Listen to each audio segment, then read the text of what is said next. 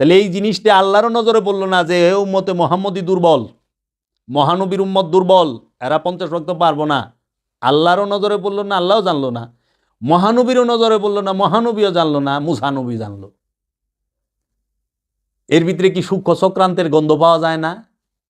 কারণ এই উমাইয়া আব্বাসিয়া রাজবংশ ইহুদির দালালি করে তো, ওখানে এরা মহানবীর উপরে মুসানবীরে দেখানোর চেষ্টা করছে, বুঝছ? খ্রিস্টান সম্প্রদায় চেষ্টা করে যে ঈসানবীর উপরে মহানবীর উপরে ঈসানবীরে দেখানোর জন্য, আর এই উমাইয়া আব্বাসিয়ারা তো ইহুদির গোলামি, এরা চেষ্টা করে মুসানবীর নিচে মহানবীরে দেখানোর জন্য, মুসানবীরে মহানবীর। কিন্তু যাই না রাখো, ঈসানবী মুসানবী কেউ ইহুদি খ্রিস্টানের নবী নয়। ঈসানবী মুসানবী মহানবী পৃথিবীতে 25 জন নবী, প্রত্যেকটা নবী দিন ইসলাম প্রচার করছে। আল্লাহর হাবিব রে বলে পরীক্ষা করে কে? ফেরেশতা গেল। ওইখান থেকে প্রথম গেলেন আসমানের দরজা, বলল জিবরাইল আমিন যে কে আপনি? আমি জিবরাইল। আপনার সাথে কে? তখন বললেন ইনি মোহাম্মদ সাল্লাল্লাহু আলাইহি সাল্লাম। তুই যা, খালি মেরাজের হাদিস লেখা গুগলে সারতে দেখ বাইরে কেমনে, খালি পড়বি।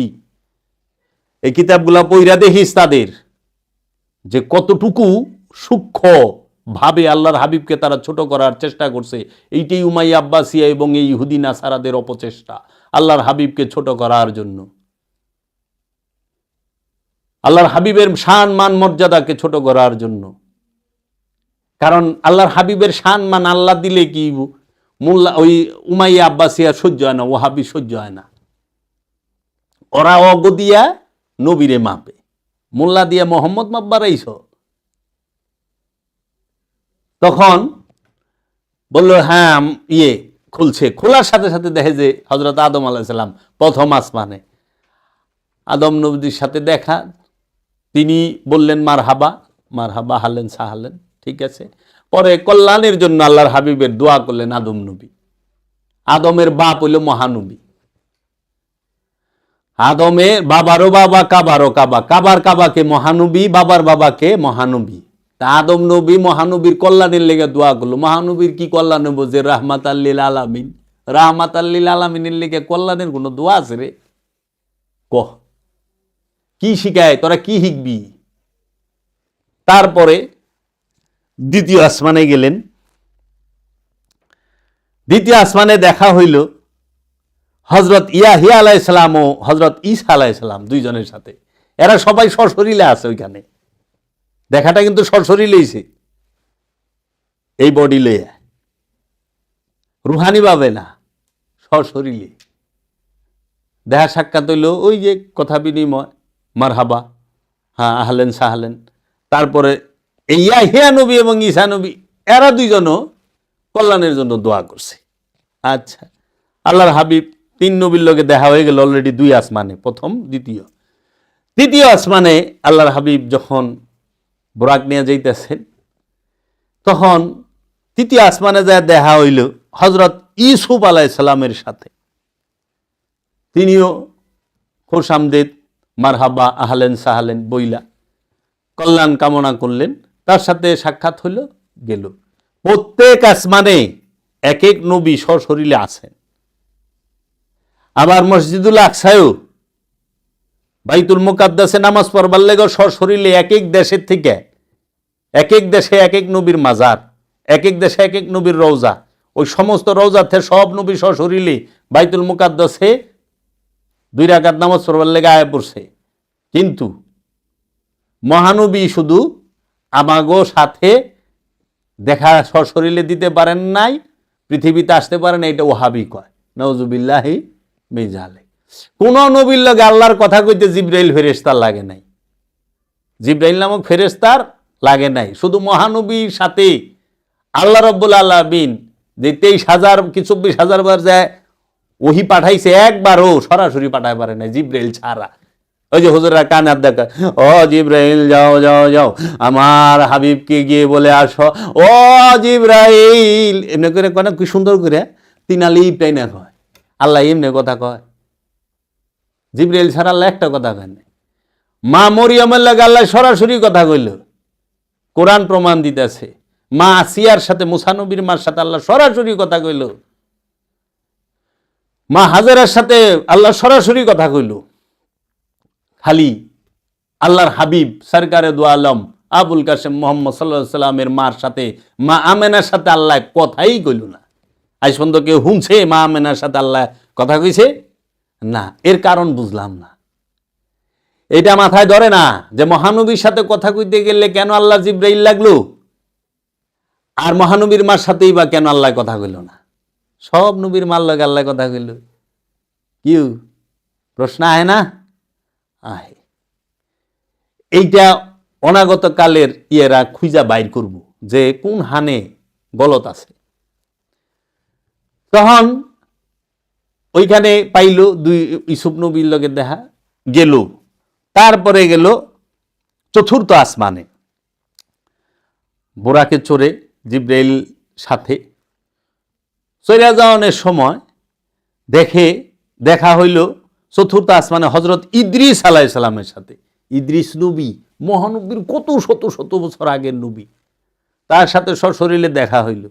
আহালান সাহালান মারহাবা, খুশামদেদ কথাবার্তা হওয়ার পরে আবার তিনি কল্যাণের জন্য দোয়া করলেন। দোয়া লয়ে আল্লাহর হাবিব আবার গেলেন। এরপরে পঞ্চম আসমানে গেলেন। পঞ্চম আসমানে আল্লাহর হাবিবের সাথে দেখা হইল হারুন আলাইহিস সালামের। হযরত হারুন মুসা নবীর ভাই, হারুনের সাথে দেখা কথাবার্তা হইল। ওই যে ঠিক ওই রকমই খুরশামদেদ আহলেন সাহলেন মারহাবা বইলা চলে গেল।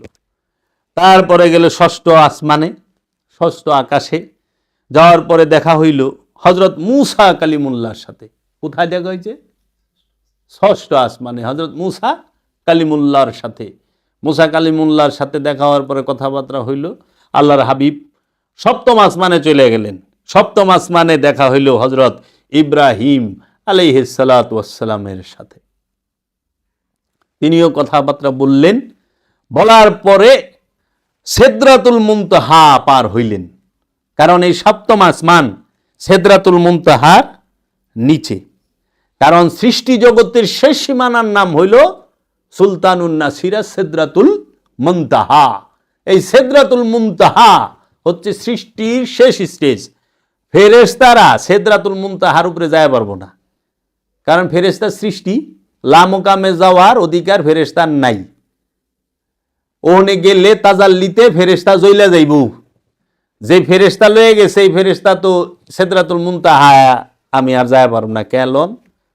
এর মাঝে আবার এক আসমানে দেখতাছে, আমি কিতাবেও পড়লাম যে এক ফেরেশতা এক লোকেরে মাথায় দইরা এইরকম এক আতুল লইয়া মাথার মধ্যে এমন ভাবে পিটাইতেছে, মগজ সিটটা বিটটা যায় ইতেছে, আবার বলে আবার পিটায়। তখন দয়াল নবী বলে জিগাই ফেরেশতারে, ইনারে এরকম পিটাইতেছে গে? তো উনার ফেরেশতা বলে যে উনারে এরকম শাস্তি দিতেছে, উনি নামাজ পড়তো না, নামাজ কাজা করছে, নামাজের শাস্তি দিতেছে। তখনও কিন্তু মহানবী মেরাজে যাইতেছে, খেয়াল করি।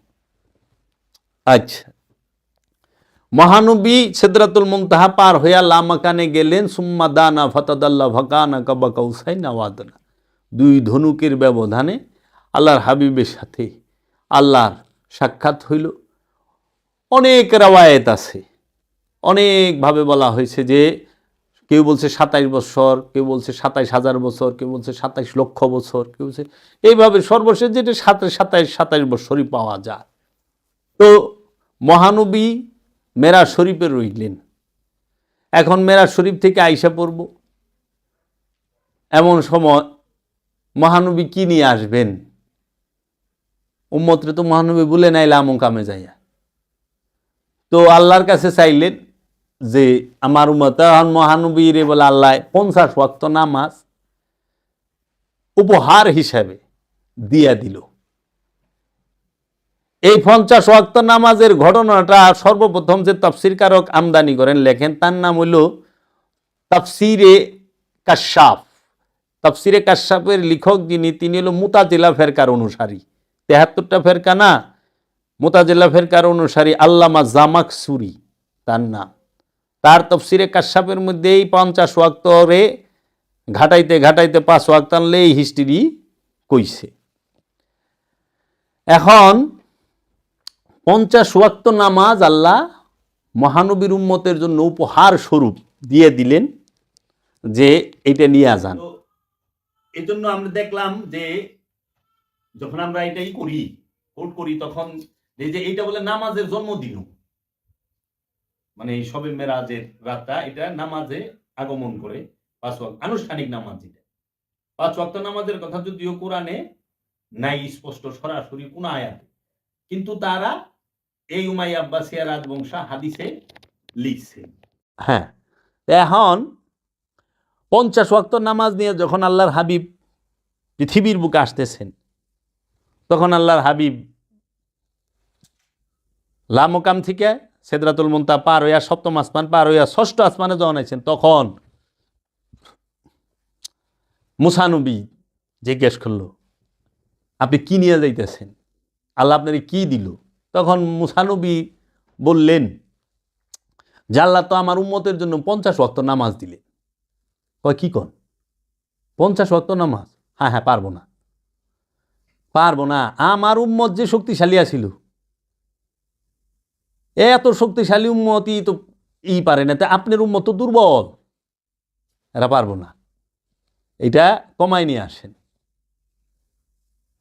তখন মহানবী কি করব? মুসানবী কইছে মহানবীরে ওই কথা হই নাই। মহানবী আবার 7ম আসমান বেদ কইরা সিদরাতুল মুনতাহা বেদ কইরা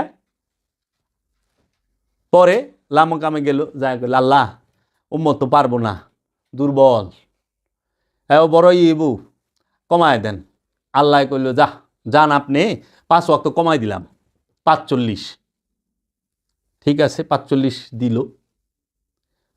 নিয়ে আসতেছেন আবার লামকাম থেকে সিদরাতুল মুনতাহা পার হইয়া 7ম আসমান পার হইয়া 6ষ্ঠ আসমান। এখন আমার কাছে এনে 2টা প্রশ্ন আমার মনে জাগে।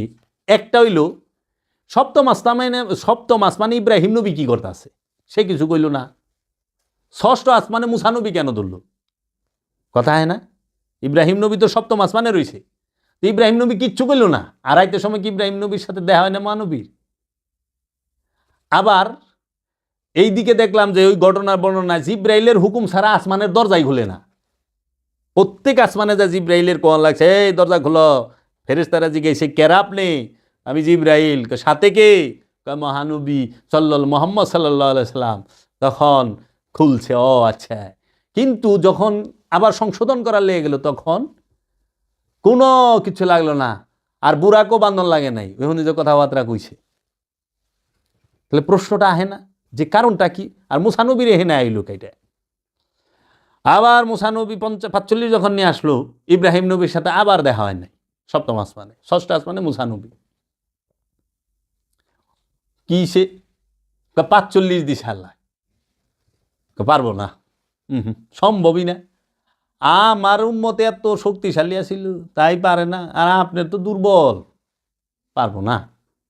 হাই রে পারবো না, কমাইলে। আবার গেছে আল্লাহর হাবিব রিটার্ন গুইরা, আল্লাহর জায়গা কইছে পারবো না। মুসা নবী কইছে দুর্বল। আল্লাহ যান 40 দিলাম। 40 আবার এই আইছে, আবার এরকম 9 বার আপ অ্যান্ড ডাউন করাইছে। এই 9 বারের একবারও ইব্রাহিম নবীর লগে মহানবীর দেখা হইল না 7 আসমানে। এই 9 বারের একবারও আসমানরে কোন লাগে না দরজা খুলো। আর 9 বারের মুসা নবী খালি দৌড়ছে। কিন্তু সবচেয়ে আশ্চর্যের বিষয় হলো এইটা যে সোয়াব কইলে কমে নাই। 5 ওয়াক্ত পড়লে 50 ওয়াক্তের সোয়াব পাইবেন, সোয়াব একটুও কমে নাই। আল্লাহ কই দিল। 9 বার আপ ডাউন করলো, 9 বার সংশোধন করলো। 5 নং 45 9 বার। তাহলে আল্লাহ হলো সংশোধনকারী, আর মহানবী হলো সংশোধন করার জন্য সুপারিশকারী, আর মুসা নবী হলো উপদেশ দাতা। তাহলে এই জিনিসটা আল্লাহরও নজরে পড়লো না যে উম্মতে মোহাম্মদী দুর্বল, মহানবীর উম্মত দুর্বল, এরা 50 ওয়াক্ত পারবো না। আল্লাহরও নজরে পড়লো না, আল্লাহও জানলো না। মহানবীরও নজরে পড়লো না, মহানবীও জানলো না, মুসা নবী জানলো। এর ভিতরে কি সূক্ষ্ম চক্রান্তের গন্ধ পাওয়া যায় না? কারণ এই উমাইয়া আব্বাসিয়া রাজবংশ ইহুদির দালালি করে তো অহনে এরা মহানবীর উপরে মুসানবীরে দেখানোর চেষ্টা করছে, বুঝছ?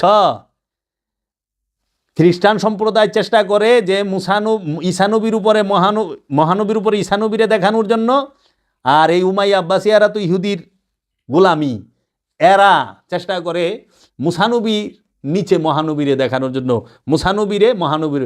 কিন্তু যাই না রাখো, ঈসানবী মুসানবী কেউ ইহুদি খ্রিস্টানের নবী নয়। ঈসানবী মুসানবী মহানবী পৃথিবীতে 25 জন নবী, প্রত্যেকটা নবী দিন ইসলাম প্রচার করছে। দিন অর্থ স্বভাব, ইসলাম অর্থ আত্মসমর্পণ। আত্মসমর্পণের স্বভাবকেই প্রচার করে গেছে আল্লাহ নবীরা। এরা কোনো জাতের জন্য আসে নাই, এরা কোনো দেশের জন্য আসে নাই।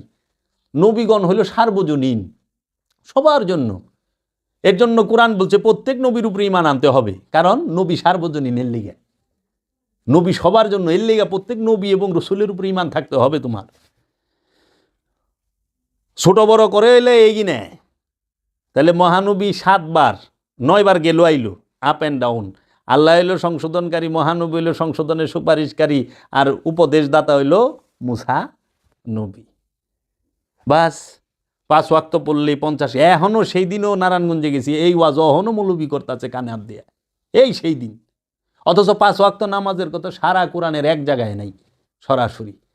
আর মহানবী একবার মেরাজে গেল, সেই কথা সেই আয়াত কোরআনে নাজিল হইল, সুবহানাল্লাযী আসরা বিআবদিহি লাইলাম মিনাল মসজিদুল হারাম ইলাল মসজিদুল আকসা, এইটা আইলো। কিন্তু 9 বার আপ অ্যান্ড ডাউন করলে, এতবার মহানবী আল্লাহর কাছে যাইতে চাইতেছে, এর একটা আয়াত নাজিল হইল না। মেরাজের কথা কোরআনে পাই, মেরাজে গমনের কথা কোরআনে পাই, মেরাজে রবের সাক্ষাতের কথা কোরআনে পাই, কিন্তু মেরাজ থেকে যে 5 ওয়াক্ত নামাজ লই এলো, এই কথা তো সারা কোরআনের এক জায়গায় নাই। আর আল্লাহ এত বড় একটা তোফা দিল, এত বড় একটা উপহার দিল। আল্লাহ নামাজ পড়লে নামাজিরে জান্নাত দিব, এই কথা আছে কোরআনে, কিন্তু আল্লাহ যে নামাজ দিলে, নামাজের 5 ওয়াক্তের কথা কোরআনে নাই। কোরআনে আছে কি দায়মি সালাতের কথা, সর্বক্ষণ সালাতের কথা। সূরা মারিজের 23 নম্বর আয়াত, আল্লাযিনা হুম আলা সালাতিহিম দায়মুন, তাহারাই মুসল্লি যারা সর্বক্ষণ দায়মি সালাতের উপরে দণ্ডায়মান। এবং আল্লাহ কোরআনে সূরা সাবায় 46 নম্বর আয়াতে বলতেছে, তোমরা সালাতে দাঁড়াও প্রথমে জোড়ায় জোড়ায়, তারপরে একা একা। তোমরা আল্লাহর জন্য দাঁড়াও প্রথমে জোড়ায় জোড়ায়, তারপরে একা একা। আবার আল্লাহ সূরা বাকারায় কইতেছে, তোমরা রুকু করো রুকুকারীর সাথে, প্রথমে জোড়ায় জোড়ায়, তারপরে একা একা। তোমরা সেজদা করো সেজদাকারীর সাথে, প্রথমে জোড়ায় জোড়ায়, তারপরে একা একা। দায়মি সালাতের প্রয়োগ পদ্ধতি কোরআনে আছে। দায়মি সালাত যারা করে তাদেরকে বলা হয় মুসল্লি। মুসল্লির 8টা গুণ সূরা মারিজে দেওয়া আছে। এই মুসল্লির গুণগুলো দেওয়া আছে স্পষ্ট। আর এই উমাইয়া আব্বাসিয়া রাজবংশের বেতনখোর মৌলবীরা, এই 5টা গোলামেরা, এই সবাই মিলা দায়মি সালাতের প্রচারই করে নাই, কথাই বলে নাই। আনুষ্ঠানিক সালাত, ওয়াক্তি সালাতের প্রচারটা করছে। এই ওয়াক্তি সালাতকে দিয়ে দায়মি সালাতকে ঢাইকা রাখছে। আর বর্তমানে যে পীর মাশায়েখরা, তারাও মুরিদ পাইব না যদি দায়মি সালাতের কথা কয়।